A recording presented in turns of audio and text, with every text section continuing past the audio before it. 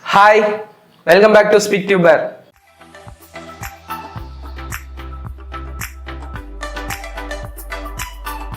2019 லாஸ்ட்ல பார்லேஜி கம்பெனில இருந்து 10,000 பேர் வேலை இழக்க போறாங்க. இனிமே பார்லேஜி கம்பெனி வந்து அவ்வளவுதான் அப்படின்லாம் நம்ம பேசிக்கிட்டு இருந்தோம். ஆனா அப்படிப்பட்ட பார்லேஜி கம்பெனி இப்போ வந்து ஒரு ரெக்கார்டே வந்து பிரேக் பண்ணிருக்கு. இதெல்லாம் எப்படி நடந்துச்சு, இதுக்கு என்ன காரணம் அப்படிங்கிறதையும், ஒரு பிஸ்கட்டை வச்சு இந்திய மக்களுடைய பொருளாதாரம் வந்து எந்த நிலையில இருக்கு அப்படிங்கிறத நம்ம எப்படி புரிஞ்சுக்கலாம் அப்படிங்கிறத பத்தினா இன்னைக்கு வீடியோல பார்க்க போறோம். வாங்க இன்னைக்கு வீடியோக்குள்ள போலாம். நம்ம சேனலுக்கு என்ன சப்ஸ்கிரைப் பண்ணாதவங்க அந்த ரெட் கலர் சப்ஸ்கிரைப் பட்டனை கிளிக் பண்ணி சப்ஸ்கிரைப் பண்ணிக்கிறங்க. கூடவே அந்த பெல் ஐக்கானையும் கிளிக் பண்ணி ஆளுங்கிறத கொடுத்துட்டீங்கன்னா நம்மளுடைய வீடியோஸ் உங்களுக்கு உடனுக்குடன் வந்துடும். இந்த வீடியோ பார்த்துக்கிட்டு இருக்க நீங்க 80s அல்லது 90s கிட்ஸா இருக்கீங்கன்னா பார்லேஜி வந்து உங்களுடைய லைஃப்ல வந்து ஒரு பார்ட்டா இருந்திருக்கும். அப்படிப்பட்ட பார்லேஜிக்கு நம்ம ஹிஸ்டரி தெரியாம இருக்கலாமா? வாங்க எப்படி இது ஆரம்பிச்சிருச்சு அப்படிங்கிறத பாத்துடலாம். இந்த பார்லே ப்ராடக்ட்ங்கிறது நம்மளுடைய சுதந்திரம் கிடைக்கிறதுக்கு முன்னாடியே 1929ல சௌஹான் ஃபேமிலி அப்படிங்கிற ஒரு ஃபேமிலியால மும்பைல நிறுவப்பட்ட ஒரு நிறுவனம் தான் இந்த பார்லேஜி ப்ராடக்ட் அப்படிங்கிற ஒரு நிறுவனம். இது 1939ல இருந்து தான் வந்து பிஸ்கட் வந்து தயாரிக்க ஆரம்பிச்சாங்க. அப்புறம் நம்மளுக்கு சுதந்திரம் 1947க்கு அப்புறம் கிடைச்சதுக்கு அப்புறம் இந்திய மக்கள் எல்லாரும் பிரிட்டிஷ் பிஸ்கட்டை விட்டுட்டு இந்தியன் பிஸ்கட்டுக்கு மாறுறதுக்கு இந்த பார்லேஜி ப்ராடக்ட்ங்கிறது வந்து ஒரு அல்டர்னேட்டிவா இருந்துச்சுன்னு கூட சொல்லலாம்.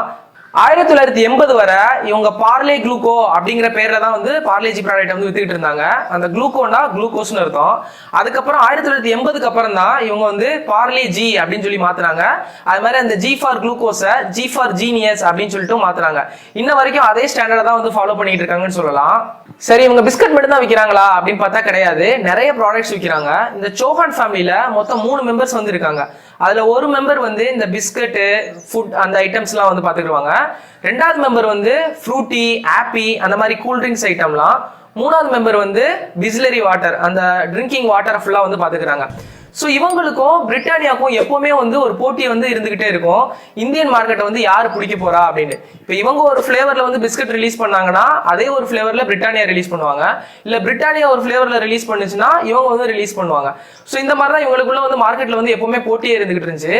இருந்தாலும் பார்லேஜி வந்து அவங்களுடைய ப்ராடக்டை உலக லெவல்ல வந்து எக்ஸ்போர்ட் பண்ணனால 2011ல பார்லேஜி வந்து உலகத்திலே வந்து அதிகமா பிஸ்கட் விற்கிற கம்பெனி அப்படின்னு சொல்லிட்டு ஒரு நேம் கூட வாங்குச்சு. பட் அப்படிப்பட்ட கம்பெனிக்கு இப்ப ஏன் இந்த மாதிரியான ஒரு நிலைமை? 2017ல ஜூலை 1ஆம் தேதி ஜிஎஸ்டி வந்து இந்தியாவில் அமலுக்கு வந்துச்சு. அது எல்லாத்துக்குமே தெரியும். முதல்ல வந்து பிஸ்கட்டுக்கு எப்படி வரிகள் இருந்துச்சுன்னா ₹100 per kg அப்படின்னு சொல்லுவாங்க. அதாவது 1 கிலோ 100 ரூபாய் அப்படின்னு இருக்க பிஸ்கட்டும் 1 கிலோ 100 ரூபாய்க்குள்ள இருக்க பிஸ்கட், அதாவது கொஞ்சம் காஸ்ட்லி பிஸ்கட் கொஞ்சம் காஸ்ட்லி இல்லாத பிஸ்கட் அப்படின்னு 2 விதமா பிரிச்சிருப்பாங்க. பட் இந்த ஜிஎஸ்டி வந்ததுல இருந்து இது எல்லாத்தையுமே ஒன்னா சேர்த்து ஒரே ஜிஎஸ்டி ஆக்கிட்டாங்க. அதாவது ஜிஎஸ்டி வந்து பிஸ்கட்டுக்கு வந்து 18% அப்படின்னு ஆக்கிட்டாங்க. இதனால பார்லேஜி வந்து ரொம்ப கஷ்டப்பட்டுன்னு சொல்லலாம். பார்லேஜி மட்டும் கிடையாது, பிரிட்டானியா எல்லாமே வந்து கஷ்டப்பட்டுச்சு. அதனால இந்த கம்பெனிஸ் வந்து ஒன்னு பிஸ்கட்டோட விலையை வந்து ஏத்தணும், இல்ல பிஸ்கட்டோட கவுண்டிங்ஸ் வந்து குறைக்கணும். இந்த மாதிரியான ஒரு நிலைக்கு வந்து வந்துருச்சு. பார்லேல வந்து இவ்வளவு ப்ராடக்ட் வந்திருந்தாலும் சக்சஸ்ஃபுல் ப்ராடக்ட் அப்படின்னு நம்ம பார்த்தோம்னா ஒன்னு வந்து பார்லேஜி பிஸ்கட்டும் இன்னொன்னு வந்து ஃப்ரூட்டின்னு தான் சொல்லணும். இதுதான் அவங்களுடைய மெயின் சக்சஸுக்கான காரணம். சோ இதனால விற்பனை வந்து குறைஞ்சிருச்சு. விற்பனை குறைஞ்சாவே உற்பத்தி வந்து குறைஞ்சிரும். உற்பத்தி குறைஞ்சிருச்சுன்னா கம்பெனிஸ்ல வந்து அவ்வளவு ஆட்கள் வந்து தேவைப்பட மாட்டாங்க. இது வரைக்கும் கம்பெனில வந்து டைரக்டாவோ இல்ல இன்டைரக்டாவோ 1 லட்சம் பேர் வந்து வேலை பார்த்துக்கிட்டு இருக்காங்க. இப்ப இந்த 1 லட்சம் பேர் வந்து தேவைப்படாது, அவ்வளவு கவுண்டிங் வந்து தேவைப்படாது. இதனால பார்லேஜி வந்து 2019 ஆகஸ்ட் மந்த் என்ன சொல்லுச்சுன்னா ஒரு 10,000 பேர் வந்து வேலை இழக்கக்கூடும் அப்படிங்கிறத சொல்லுச்சு. ஸோ இதுக்கு கவர்மெண்ட் வந்து ஒரு ஆக்ஷன் வந்து எடுத்தே ஆகணும். அப்படி ஆக்ஷன் எடுக்காட்டினா இந்தியாவில் வந்து பிஸ்கட் வந்து எங்களால் செல் பண்ண முடியாது அப்படிங்கிறதையும் வந்து சொல்லியிருந்துச்சு. பொதுவாக இந்தியாவில் உள்ள மார்க்கெட்டை பற்றி புரிஞ்சுக்கிறணும். இந்தியாவில் மட்டும்தான் 1 ரூபாய்க்கு ஷாம்பு, 5 ரூபாய்க்கு பிஸ்கட்டு, இல்லை 3 ரூபாய்க்கு பிஸ்கட்டு அப்படிங்கிறது வந்து கிடைக்கும். வெளிநாட்டுல எல்லாம் போனீங்கன்னா இந்த மாதிரியான சின்ன பேக்கேஜ்லாம் இருக்காது, எல்லாமே பெரிய பெரிய பேக்கேஜ் மட்டும் தான் இருக்கும். ஸோ இதை புரிஞ்சுக்கிட்ட பார்லேஜி வந்து இங்க வந்து ரொம்ப கம்மியான பிரைஸ்க்கு கொஞ்சம் அதிகமான பிஸ்கட் வந்து செல் பண்ண ஆரம்பிச்சாங்க. இதனால செல்லிங் வந்து அதிகமா இருந்துச்சு. ஆனா இப்ப இந்தியால ரீசெண்டா எடுத்த ஒரு சர்வேல ஒரு 5 ரூபாய் பிஸ்கட் வாங்குறதுக்கு மக்கள் வந்து 2 டைம் வந்து யோசிக்கிறாங்க அப்படின்னு சொல்லிட்டு பார்லேஜியும் சொல்லிருந்துச்சு, பிரிட்டானியாவும் சொல்லிருந்துச்சு. ஸோ மக்களுடைய பொருளாதார நிலை வந்து இந்த அளவுக்கு தான் இருக்கு. ஒரு 5 ரூபாய் பிஸ்கட் வாங்குறதுக்கு கூட 2 தடவை யோசிக்க வேண்டியதா இருக்கு. எதனாலனா பார்லேஜிக்கு வந்து வேற வழியே இல்ல, ரேட்டை வந்து ஏற்ற முடியாது. அதனால பிஸ்கட்டோட கவுண்டிங் குறைஞ்சிருச்சு. பிஸ்கட்டோட கவுண்டிங் குறைச்சதுலாம் வந்து ஒரு பெரிய ப்ராப்ளம் அப்படின்னு நீங்க நினைக்கலாம். நம்மளை பொறுத்த வரைக்கும் அது ஒரு ப்ராப்ளம் கிடையாது. நம்ம ஒரு பிஸ்கட்டை வாங்குவோம், அதுல எத்தனை இருக்குன்னு கூட பார்க்க மாட்டோம், சாப்பிட்டுட்டு தூக்கி போட்டு போயிட்டே இருப்போம். பட் வந்து ஏழை குடும்பத்தில் உள்ளவங்க அப்படி கிடையாது. ஒரு பிஸ்கட்டை வாங்கினாங்கன்னா ஆளுக்கு 2 வந்து ஷேர் பண்ணுவாங்க. ஒரு பாக்கெட்ல வந்து 8 பிஸ்கட் இருக்குது ஒரு எக்ஸாம்பிளுக்குன்னு வச்சுக்கோங்களேன். அதுல வந்து 2 4 குடும்பத்துல 4 பேர் வந்து ஷேர் பண்ணிக்குவாங்க. அதுதான் அவங்களோட காலை உணவாவே இருக்கும். இப்போ அதுல ஒரு பிஸ்கட் குறைஞ்சிச்சுன்னா பாருங்க, யாராவது ஒரு ஆளுக்கு வந்து ஒரு பிஸ்கட் வந்து குறையும். அது வந்து ஒரு பெரிய இம்பாக்டா இருக்கும். ஸோ அவங்க வந்து வாங்குறதுக்கு வந்து ரொம்ப யோசிப்பாங்க. இதனால சேல்ஸ் வந்து ரொம்ப டவுன் ஆச்சு. சரி, கவர்மெண்ட் ஏதாவது ஒரு ஆக்ஷன் எடுத்துச்சா அப்படின்னு பார்த்தா இது வரைக்கும் எடுக்க கிடையாது. அதுக்கு இடையில வந்து கொரோனா வேற வந்துருச்சு.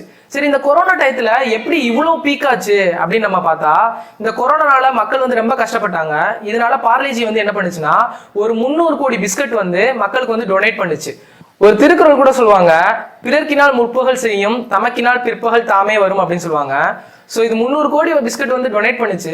இதை பார்த்துட்டு நிறைய டொனேட்டரும் வந்து இந்த பிஸ்கட்டையே வாங்கி டொனேட் பண்ண ஆரம்பிச்சாங்க. நிறைய என்ஜிஓஸும் இதை வந்து டொனேட் பண்ண ஆரம்பிச்சாங்க. அதனால சேல்ஸ் வந்து அதிகமா இருந்துச்சு.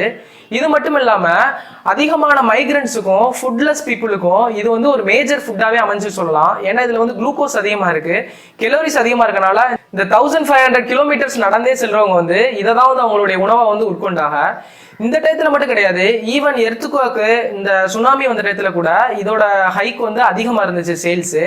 பட் அந்த சேல்ஸ் எல்லாம் காட்டிலும் இந்த 40 இயர்ஸ்ல இந்த மாதிரியான ஒரு growth வந்து சந்திச்சதே இல்லை அப்படின்னு சொல்லி பார்லேஜி வந்து சொல்லிச்சு. ஸோ அந்த அளவுக்கு வந்து ஒரு ரெக்கார்ட் வந்து பிரேக் பண்ணிருக்குன்னு சொல்லலாம். இதனால நமக்கு என்ன லாபம் அப்படின்னு நீங்க நினைக்கலாம். பார்லேஜி வந்து பழைய நிலைக்கு வந்து விற்பனை இருந்துச்சுன்னா இந்த 10,000 பேர் வந்து வேலை இழக்க தேவையில்லை. இங்க 10,000 பேருங்கிறது வந்து 10,000 குடும்பம். இந்தியாவோட எக்கனாமிக் ஸ்லோடவுன்ல 10,000 குடும்பம் வேலை இழந்து தவிக்கிறதுங்கிறது வந்து ரொம்ப கஷ்டமான விஷயம். ஸோ இந்த 10,000 பேர் வந்து வேலை இழக்காம இருந்தா அது வந்து இந்திய எக்கனாமிக்குமே வந்து ரொம்ப நல்லது. இந்த வீடியோ பிடிச்சிருந்துச்சுன்னா லைக் பண்ணிக்கிறங்க, உங்க ஃப்ரெண்ட்ஸ் எல்லாத்தையும் ஷேர் பண்ணுங்க.